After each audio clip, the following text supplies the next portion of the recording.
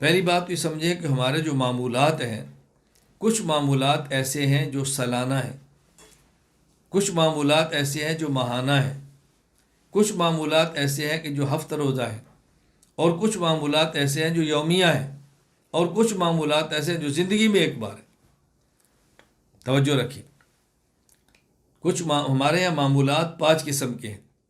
بعض معمولات جو زندگی میں ایک بار، کلمہ زبان سے پڑھنا زندگی میں ایک بار، یہ فرض ہے۔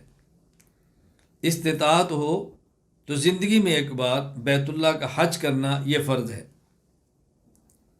اور بعض اعمال ایسے ہیں کہ جو سالانہ ہیں، اگر صاحب نصاب ہو، ساری شرائط موجود ہوں تو سال میں ایک بار اپنے مال میں زکوٰۃ دینا فرض ہے۔ سال میں ایک بار رمضان کے روزے رکھنا یہ فرض ہے۔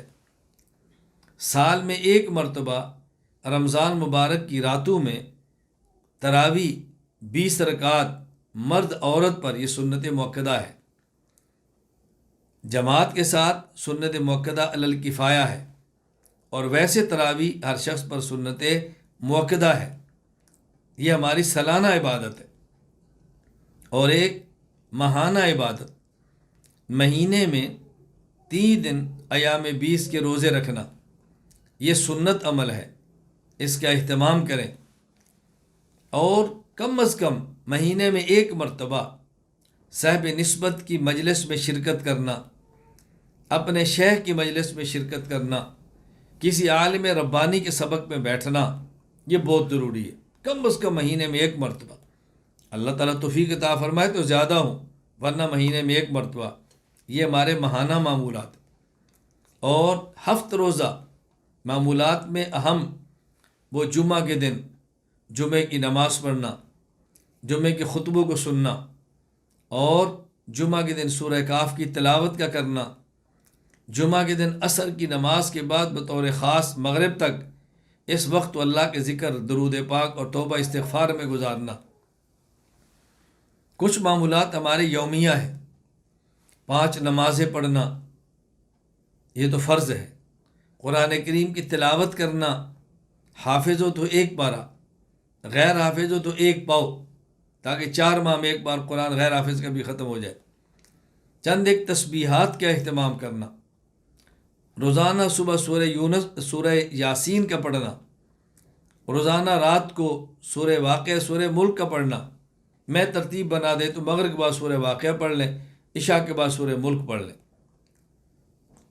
یہ معمولات، تسبیحات 12 پڑھیں، وگرنہ 100 مرتبہ لا الہ الا اللہ، آخر میں ایک بار پڑھ لیں محمد الرسول اللہ صلی اللہ علیہ وسلم، 100 بار استغفار، 100 بار درود پاک، اس کا اہتمام کریں۔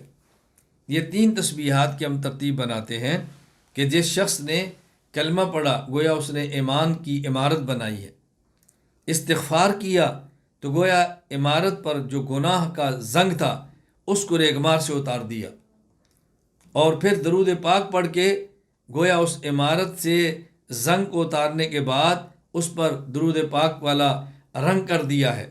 اب یہ عمارت ایمان کی مزین ہو گئی ہے۔ یہ 3 تسبیحات بہت مختصر سے معمولات ہیں، اس کا ہم نے اہتمام کرنا ہے۔ صلاۃ و تسبیح یومیہ پڑھ لیں، نہیں ممکن ہفتے میں ایک بار پڑھ لیں، نہیں ممکن تو مہینے میں ایک بار، نہیں تو سال میں ایک بار، نہیں تو زندگی میں ایک بار۔ یہ صلاۃ و تسبیح ہے، چاہے تو یومیہ رکھ لیں، چاہے تو ہفتہ وار رکھ لیں، چاہے تو ماہانہ رکھ لیں، چاہے تو سالانہ رکھ لیں، وگرنہ زندگی میں ایک بار تو پڑھ ہی لینی چاہیے۔ صلاۃ و تسبیح کا تفصیلی تذکرہ میں نے کیا ہے، دلائل بھی دیے ہیں، مسائل بھی بتائے ہیں، آنا میڈیا پر موجود ہے، آپ اس کو سن لیں اور اچھی طرح سمجھ لیں۔ اللہ تعالی ہماری زندگی سنت کے مطابق بنا دے، اللہ تعالی ہماری زندگی سنت کے مطابق بنا دے۔